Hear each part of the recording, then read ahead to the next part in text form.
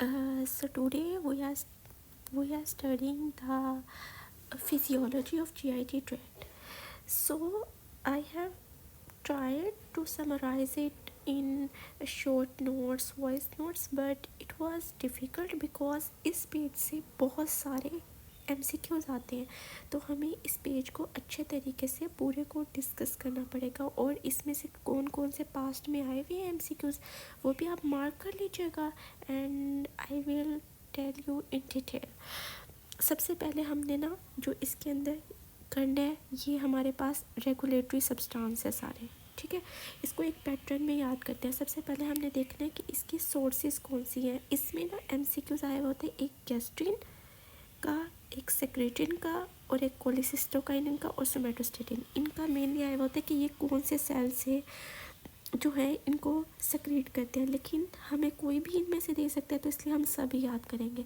तो गैस्ट्रिन जो है वो G सेल से, सोमेटोस्टेटिन D सेल से, कोलिसिस्टोकाइनिन I सेल से, सेक्रेटिन S सेल से, ग्लूकोज डिपेंडेंट इंसुलिनोट्रोपिक पेप्टाइड जो है वो K सेल से, मोटिलियम स्मॉल इंटेस्टाइन से, VIP जो है वो हमारे पास गैंग्लियन से होता है, निट्रिक ऑक्साइड है और ग्रेलिन जो है वो स्टमक से, ठीक है। तो अब हमारे पास इसके अंदर से कोई भी MCQs आ जाएगा कौन से सेल से, तो वो हम कर सकते हैं। वैसे मेनली जो पास्ट में पूछा हुआ है वो इन चारों में से ही पूछा हुआ है, ठीक है। उसके बाद हम एक्शन देखते हैं। एक्शन जो है ना, ये जो गैस्ट्रिन है वो हमारे पास इंक्रीज गैस्ट्रिक हाइड्रोजन सेक्रेशन करा रहा है, increase growth of gastric mucosa और गैस्ट्रिक मोटेलिटी ज़्यादा करा रहा है। जो सोमेटोस्टेटिन है वो ये मोटेलिटी और ये सब चीज़ों को कम करा रहा है, ठीक है। जो कोलिसिस्टोकाइनिन है ना वो पेंक्रियाटिक की ज़्यादा करा रहा है, लेकिन वो गॉल ब्लैडर एम्पटिंग जो है उसको कम करा रहा है। तो इसके ये ड्यूल फंक्शन जो है वो बहुत ज़्यादा MCQs में आते होते हैं इसके कोलिसिस्टोकाइनिन के, कि हमारे पास का किसकी सेक्रेशन को ये बढ़ा रहा है और किसको कम कर रहा है, ठीक है। तो गैस्ट्रिक एम्पटिंग को कम करे ये बहुत ज़्यादा आता है और दूसरा किसको ज़्यादा कर रहा है वो पेंक्रियाटिक सेक्रेशन का, ठीक है। इसके अलावा हमारे पास सेक्रेशन के भी आते हैं कि बाइल सेक्रेशन कराता है, गैस्ट्रिक एसिड सेक्रेशन कम करा रहा है और पेंक्रियाटिक सेक्रेशन जो है बाइकार्बोनेट सेक्रेशन उसको ये ज़्यादा करा रहा होता है। जो हमारे पास ये ग्लूकोज इंसुलिनोट्रोपिक पेप्टाइड है, इसका जो मेन MCQs आता है ना वो ये आता है कि इंसुलिन के रिलीज़ को ये ज़्यादा कर रहा है, कि कौन सा वो पेप्टाइड है जो हमारे पास इंसुलिन के रिलीज़ को ज़्यादा कर रहा है। तो वो हमारे पास ग्लूकोज डिपेंडेंट इंसुलिनोट्रोपिक पेप्टाइड है, ठीक है। और जो मोटिलियन है ये हमारे पास प्रोड्यूस करते हैं migrating motor complex. Migrating motor complex जो होता है ना, ये हमारे पास मोटिलियम का मेन फंक्शन जो होता है ना वो पेरिस्टालसिस होता है। ये पेरिस्टालसिस कराता है, ये बल्कि यहाँ लिखा हुआ भी है स्टिमुलेट इंटेस्टाइनल पेरिस्टालसिस।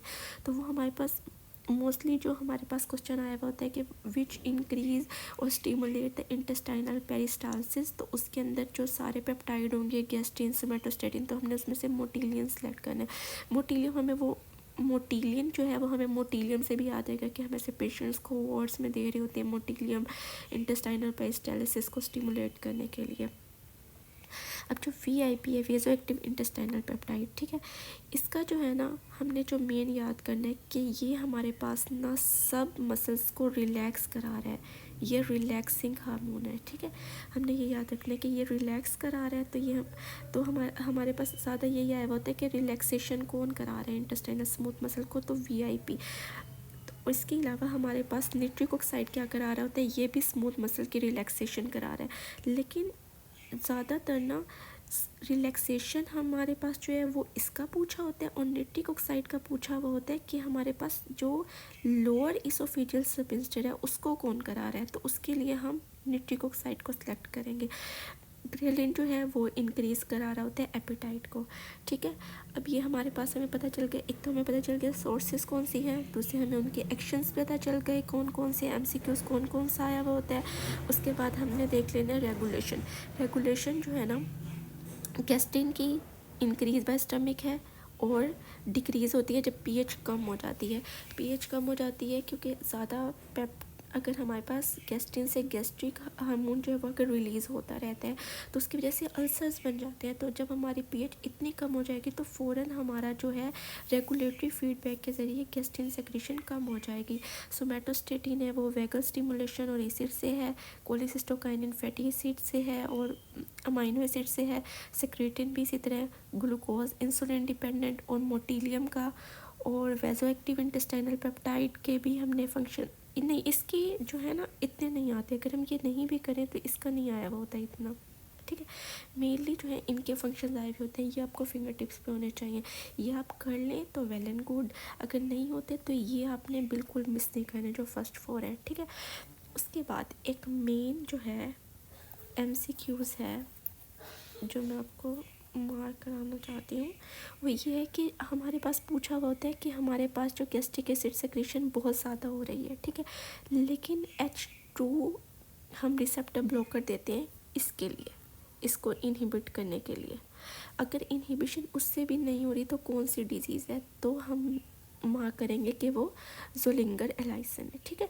उसके बाद हमारे पास एक आया हुआ होता है कि इसके अंदर से कि हमारे पास वाइपोमा का बहुत ज़्यादा, वाइपोमा का मेंशन कर लेना। उसमें ना ऑप्शंस में वाटर डायरिया, हाइपोकेलीमिया, एक्लोरहाइड्रा, ठीक है, इसमें दिया हुआ है वो ऑप्शन में दे देते हैं। अक्सर दिया हुआ है कि वाइपोमा जो है उसके अंदर हमारे पास कौन सा इलेक्ट्रोलाइट जो है वो डिस्टर्ब है, तो उसके अंदर हाइपर कैल्सीमिया दिया हुआ है कि कैल्शियम ज़्यादा हो गई है, हाइपर कैलीमिया दिया हुआ होता है, मैग्नीशियमिया दिया हुआ है कि मैग्नीशियम ज़्यादा हुआ है, और हमारे पास एक ऑप्शन होता है हाइपोकेलीमिया के पोटाशियम कम हुआ है। तो ये वाला MCQs बहुत आया होता है कि हाइपोकेलीमिया किसके अंदर होता है, ठीक है। और दूसरा ग्रेलिन है, ग्रेलिन जिसके अंदर हमारे पास इंक्रीज एपेटाइट होती है, तो वो कौन सी डिजीज़ के अंदर होती है, ये हमारे पास प्राडर-विली सिंड्रोम के अंदर होती है।